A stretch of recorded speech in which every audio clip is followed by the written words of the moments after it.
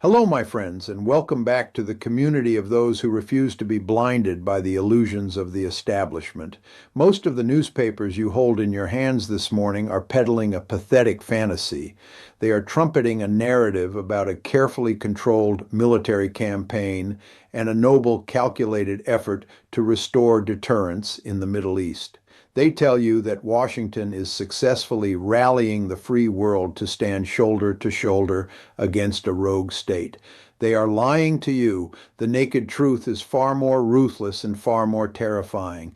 What we are witnessing over the past 17 days is not a surgical peacekeeping operation. This is a massive geopolitical suicide by the American empire. We are being dragged deep into a devastating, unwinnable war with Iran, a war ignited entirely by the neoconservatives and the liberal hawks in Washington. They have deliberately set the house on fire, and now they are standing in the ashes, complaining that nobody is bringing buckets of water to help them put it out. The Western elite always deludes itself with an arrogant, fatal belief that they can somehow rewrite the physical laws of power politics. They believe that their rhetoric about democracy and human rights can shield them from the brutal mathematics of military force. Look at President Trump. He is running around frantically, begging other nations to send warships to secure the Strait of Hormuz. He is openly threatening the North Atlantic Treaty Organization, claiming they will face a profoundly bad future if they do not obey his commands and deploy their navies. But look at the actual undeniable results of this diplomatic panic. Australia flatly refuses. Japan categorically refuses. The foreign ministers of the European Union gathered together and decided against expanding their naval operations in the region.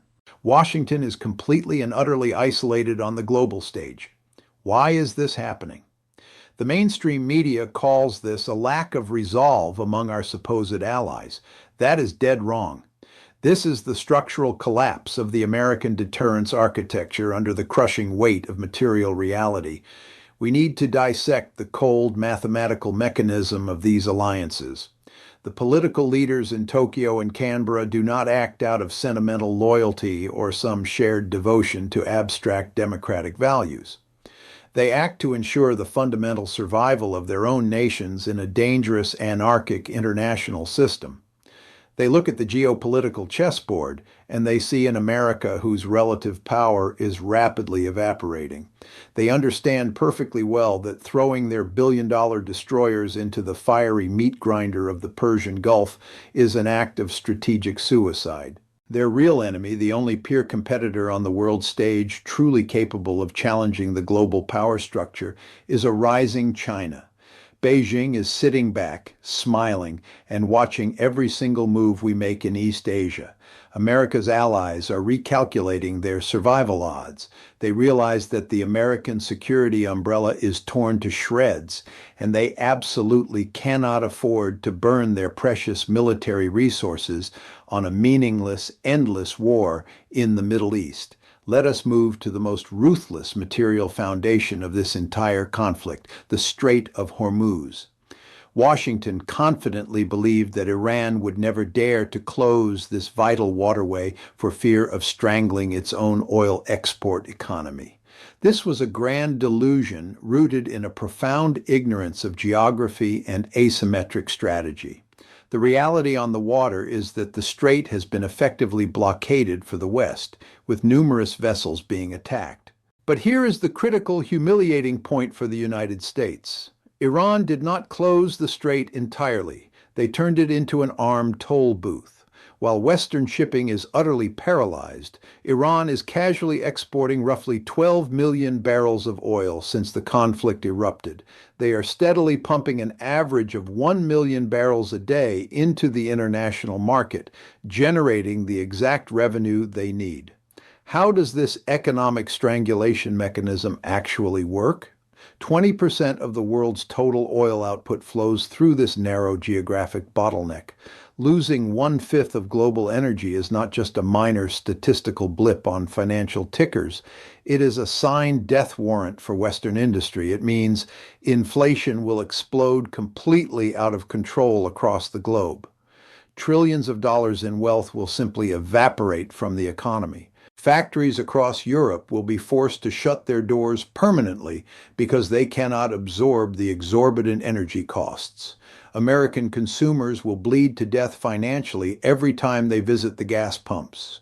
Meanwhile, Iran continues to rake in massive cash flows to feed their sprawling war machine. The West arrogantly believed they could strangle Tehran's economy with a web of sanctions. But the brutal irony is that it is the West that has put the economic noose around its own neck.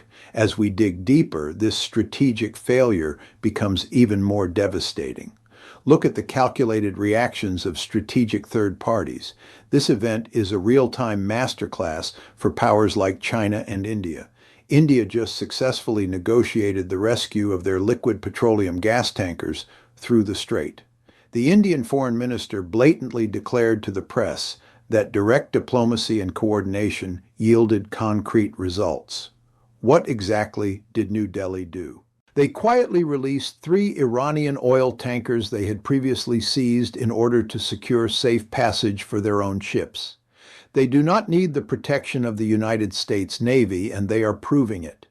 Even more terrifying for the architects of American foreign policy is the fact that Iran is actively negotiating to allow oil tankers to pass if the cargo is traded using the Chinese yuan. You must understand the existential implications of this currency shift. This is not just a clever commercial trick. The American global economic order is built squarely on the foundation of the petrodollar. Washington's unique ability to print money endlessly and financially sanction anyone it pleases depends entirely on the fact that global oil is priced and traded in dollars. Every single barrel of oil traded in yuan is a sledgehammer smashing directly into the foundation of the American financial system. China and India are learning a permanent lesson right now. They are learning that they must build a logistics and payment system completely immune to American power. Washington's primary economic weapon is being ground down before our eyes and will soon become a pile of useless scrap metal. This nightmare is not a random sequence of unfortunate events. This is an irreversible path dependence that has been dragging on for the last 20 years. Let us go back to the disastrous decisions of 2003. We marched in and smashed Iraq to pieces. By destroying the government in Baghdad, we completely shattered the delicate balance of power in the Middle East. We essentially handed regional hegemony to Tehran on a silver platter. We built the very security monster that we are now desperately trying to destroy with military force. Iran is not acting out of madness or irrational hatred. They are acting out of pure, structural, existential fear. When the leadership in Tehran sees heavy black plumes of smoke rising over their capital from Israeli strikes, when they see Israel planning to strike thousands of targets over the coming weeks, they have no choice but to escalate to the maximum level to ensure regime survival. The Iranian foreign minister made it abundantly clear that they are not seeking a ceasefire and are fully prepared to continue the war for as long as necessary. It is remarkably naive for American administration officials to publicly hope this conflict will wrap up in a matter of weeks. In a grueling war of attrition, when a nation feels its very survival is threatened, they will throw every ounce of manpower and resources into the furnace.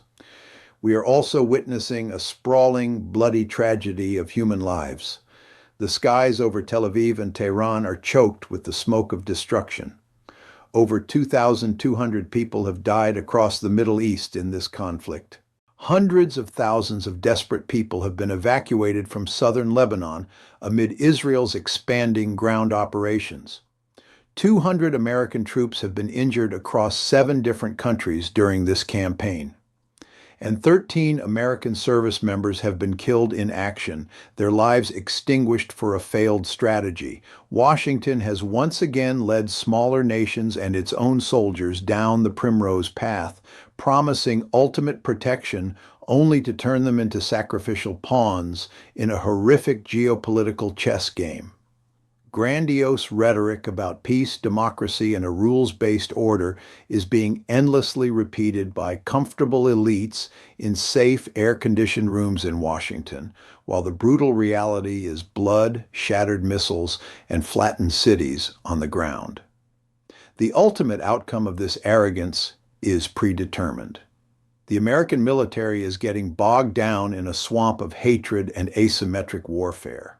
National resources are bleeding out day by day.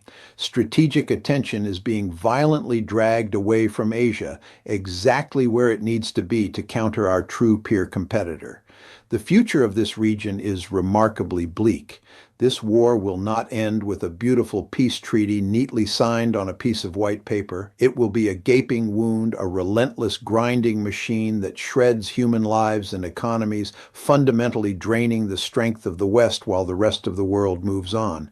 Stay safe, remain clear-eyed, and never stop questioning the lies handed down by those in power. The truth is still out there. I will see you next time.